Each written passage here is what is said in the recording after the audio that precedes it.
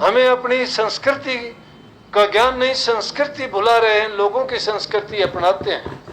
हमारी संस्कृति अगर देखेंगे बड़ी पवित्र थी, बड़े हम शुद्ध थे, बड़े सत्य का पालन करने वाले थे, परोपकार और भलाई करने वाले थे। धर्म नाम की चीज दूसरी थी ही नहीं। जब जहां सत्य है, दया है, प्रेम है, वो भक्ति है। ये भक्ति के ही रूप है, भक्ति के अंग हैं सब।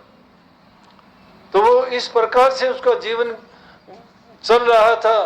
तो एक शिव मंदिर में रोजाना जाती वो, वहां पूजा पाठ करती, बैठती, और वहां से जब लौट के घर आती उसके बाद अपना दिन का कार्य शुरू करती। तो करते करते ऐसा एक दिन आया कि एक चोर रहता था वहां, उसने देखा कि ये लड़की रोजाना यहाँ आती है। वो ठग था, उसको ठगने के लिए उसे मंदिर में चला गया, और मंदिर में जाके उसने जब लड़की ने देखा, कहने लगी क्या बात है बाबा। उसने बाबा जी का भेष बना रखा, क्योंकि वो तो ठग लोग था, चोर था। कहने लगा कि पानी पीना है बेटी।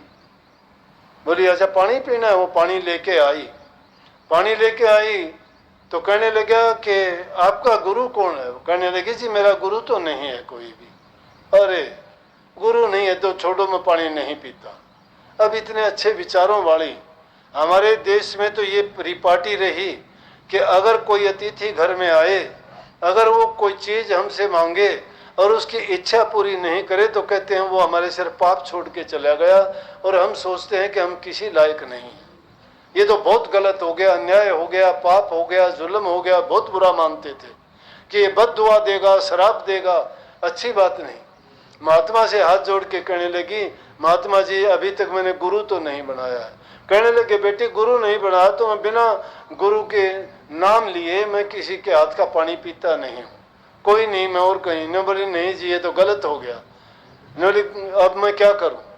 बोला कोई नहीं बेटी छोड़ इस बात को। न बोला नहीं नहीं मैंने गुरु तो नहीं बनाया, लेकिन आप मेरे गुरु बन जाओ। वो तो चाहता यही था। बहला लिया, फुसला लिया उसको। कहने लगा कि हाँ गुरु तो बन जाऊंगा, फिर उसके बाद तो पी लोगे पानी। बोले हाँ उसके बाद पी लेंगे। तो कहने लगा लेकिन यहाँ नहीं, एकांत में चलना पड़ेगा, जंगल में।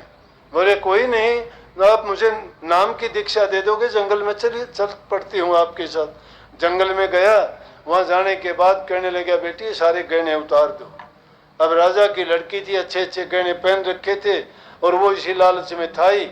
उसने सभी उसके गहने उतरवा के और उसको एक पेड़ से बांध के कहने लगा कि 7 दिन तक ये नियम है, इस पेड़ से बंधे रहना है, और 7वें दिन मैं आऊंगा और मैं आके खुद ही तुझे पेड़ से खोलूंगा।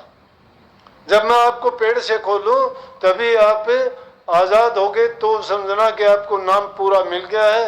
अगर बीच में किसी ने खोल दिया तो फिर वो तो आपका नाम भी बेकार हो जाएगा और आपके सिर पाप भी लग जाएगा। बोली ठीक है। किसका था? चोर था। उसने उसके सब गहने वगैरह बांधे और निकल गया, चला गया अपने रास्ते। वो अपने आराम से, गुरु ने उसको नाम दिया झूठा साचा, जो भी उस ठग ने बताया वो उसी में अपनी मन की वृत्तियों को जोड़ के उसमें लगी रही। अब जो लोग श्रद्धावान विश्वास करने वाले होते हैं, जिनकी तड़प जिस चीज की होती है, वो सेवक के लिए भी अभी रास्ते में जब आ रहे थे सुबह, तो मुझे वैसे ही मेरी जबान से बात निकल गई कि सेवक में ये चीज होनी चाहिए कि सेवक में भूख, प्यास, आलस, निद्रा, इन चीजों का वो गुलाम नहीं होना चाहिए, और ना इन चीजों की उसे परवाह करनी चाहिए। और जो इन चीजों की परवाह करता है वो सेवक नहीं है। सेवक का मतलब शिष्य है, और शिष्य के अंदर ये चीजें होनी चाहिए कि उसमें इतनी साधना हो कि ना भूख के बस हो, ना प्यास के बस हो, न निद्रा के बस हो, न उसका आलस होना चाहिए, और ना ही वो नींद के बस होना चाहिए। अगर तुम्हें नींद ज्यादा आती है तो समझ लो कि काल की घेरी है आपके ऊपर। अगर आपको भूख के बस होके आप सोचते हो 2 मिनट इंतजार नहीं कर सकते, तो फिर आपका संयम डोल जाएगा। आलस अगर किसी चीज का कर लिया, दूसरे के ऊपर डिपेंडेंट मत रहो। दूसरे पर आधारित मत रहो, अपना काम जब तक करते हो खुद करो। खुद करोगे उसमें आलस नहीं आएगा, किसी का इंतजार नहीं करना चाहिए। अपना काम तुम्हें करना है, उस काम में लग जाओ, अपने आप कर लोगे। एक तो तुम्हारी संतुष्टि होगी, एक तुम बिना बात की परेशानी से बच जाओगे। तुम जैसा काम तुम्हारा करवाना चाहते हो दूसरे से करवाओगे वैसा नहीं कर पाएगा। आप खुद तो उसको जब करोगे अच्छी तरह से, आपको पता है आपने क्या करना है, लेकिन दूसरा इंसान उस काम को आपके लिए करेगा कि आपको क्या पता। मान लिया खाना बनाना है, उसको नहीं पता कि आप खाने में कितना खट्टा चाहते हो, सरसरा चाहते हो, कम नमक मिर्च चाहते हो, कम घी तेल चाहते हो, उसको नहीं पता। खुद बनाओगे आपको पता है नमक कम लोगे, घी कम लोगे, या उसको कच्चा रखोगे या पूरा पकाओगे। इसलिए कभी आलस ना करो, खुद का काम खुद करने में यकीन जब करोगे तो आपके मन में एक जो आत्म संयम है और आत्म बल है वो पूरा दृढ़ होगा, और जो भी काम करोगे आप उसको अच्छी तरह से पूर्ण रूप से सही तरीके से करो। तो उसने तो क्या करना था, उस लड़की को नाम बताया झूठा सच्चा, उसके गहने उतरवा के और थैले में डाल या गठरी बांध लेके चलता बना, और उसको कहा कि इस नाम को जपते रहना और इस पेड़ से तुझे अगर कोई खुले खुलना नहीं। वो उसी को जपते रही। अब राजा ने इंतजार किया, एक दिन नहीं आई, ढूंढा इधर उधर नहीं मिला, लेकिन दूसरा दिन आ गया। दोपहर बाद देखता है तो जंगल में घूमते घूमते देखता है तो वो तो मस्त है, ना उसको भूख की चिंता है, ना उसको प्यास है, ना उसको नींद की है। अगर नींद आती है तो वहीं उससे बंधी बंधाई सो गई, भूख की परवाह नहीं, प्यास की नहीं है। तो सिर्फ उसने जो गुरु ने नाम बताया उस नाम में लगी रही, जो भी नाम उसने बताया। इसीलिए मैंने कहा था नाम 2 अक्षर 4 अक्षर 5 अक्षर का नाम नहीं है। नाम कोई मंत्र भी नहीं है, नाम एक मन को साधने का तरीका है। लेकिन नाम किस चीज का, उस नाम के गुण तो हैं। जैसा नाम होगा वैसा गुण होगा। किसी चीज का नाम लोगे, किसी का खट्टा है, किसी का मीठा है, किसी का चरचरा है, किसी का कड़वा है, उसके गुण हैं उसमें। इसलिए वो उस नाम में अपनी मन की वृत्ति को जोड़ के लगी रही। राजा ने देखा ये तो पेड़ से बंधी हुई है, देखा मरी हुई है या जिंदा है, जाके देख उसको हाथ लगा के देखा जिंदा तो है। कहने लगे बेटी क्या बात है, ये हालत किसने की। मैं अभी आपको बोले कि पिताजी खोलने की जरूरत नहीं, खोलना नहीं मुझे। बोला किसने इतनी ये हिम्मत की कि आपको पेड़ से बांध दिया, कि कोई ठग था, कोई लुटेरा था।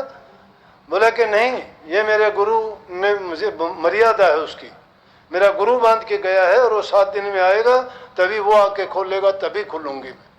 बोले ये भी कोई बात है। और दरबारी लोग थे, उन्होंने भी समझाया कि बेटी ये तो झूठ बात है, कोई चोर ठग लुटेरा था, तेरा धन लूट के वो चलता बना, कैसा आएगा वो, क्यों यहाँ अपनी तुम ये जान की दुश्मन बनी हुई है, चलो हम आपको खोल के। बोले खबरदार, कोई जरूरत नहीं है। इतनी देर में देखते देखते जब ऐसी चीज होती है तो पूरे के पूरे खुदा का भी तख्ता हिलता है। भक्ति ऐसी चीज है कि सभी देवी देवताओं को, कितनी आप रामायण महाभारत ये चीजें दिखाई गई, नहीं कही के उनमें नहीं दिखाते कि कोई भी बढ़िया चीज होती है, कहते देवता आए वहां फूल बखेरने के लिए आए, देवता वहां प्रकट हुए, उन्होंने दर्शन किए। उसी प्रकार से नारद जी को भी पता लगा, घूमते घुमाते आके कहने लगा नारायण नारायण ये क्या, कि पेड़ से। नारद ने भी समझाई कि बेटी ये तो गलत है, वो तो कोई लुटेरा था तुझे बांध के चला गया। बोला नारद जी वो लुटेरा नहीं था, वो गुरु था, वो गुरु था।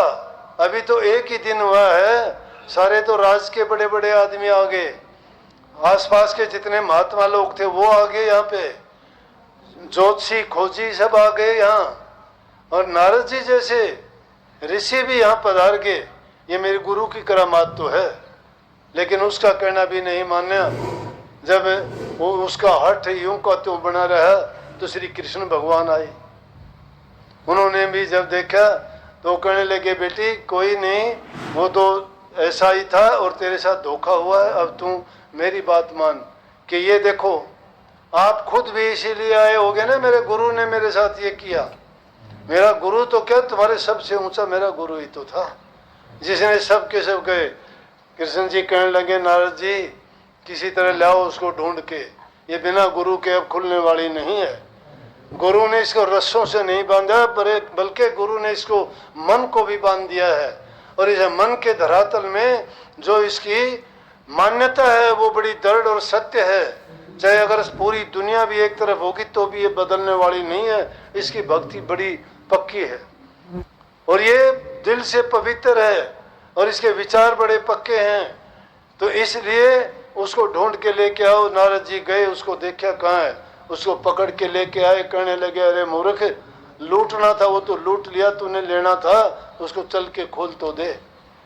जब जाके उसने उसको देखा और खोला, जब खोलने के बाद में तब ये कबीर साहब ने उस टाइम की बात कही कि जब दोनों को सामने खड़े देखा, इस तरफ कृष्ण जी खड़े हैं और इस तरफ उसका गुरु खड़ा है।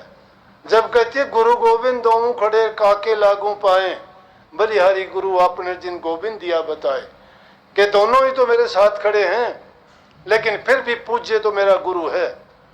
सम्मान तो पहले गुरु को ही दूंगी, क्योंकि मेरे गुरु के कारण नारद जी यहाँ आए, कृष्ण भगवान यहाँ आए, तो मैं पहले गुरु को वंदना करती हूँ, उसके बाद श्री कृष्ण भगवान को करूँगी। गुरु तो गुरु होता है, गुरु का मतलब होता है अंधकार को मिटा देना, अज्ञान को मिटा देना। गुरु नाम ज्ञान का है, गुरु नाम समझ का, गुरु नाम विवेक का है। गुरु नाम ये नहीं है कि दूसरे लोगों की आलोचना करे, गुरु नाम उसका नहीं है झूठ कपट बेईमानियां करे, गुरु नाम उसका नहीं है शिष्यों को भरमा दे, गुरु नाम उसका नहीं है पोथी पुस्तकों को उठा के उनमें से अनाप शनाप जो मन में आए कहता रहे। ज्ञान जिसके पास नहीं है तो कम से कम इन ऊट पटांग काम करने से बच जाए। सच्चा गुरु होगा वो सत्य का ज्ञान देगा, शिष्यों को भ्रमों से निकाल देगा, और जिनके भ्रम निकल गए सत्य ही बच गया तो उसको खोज करने की जरूरत नहीं रहती।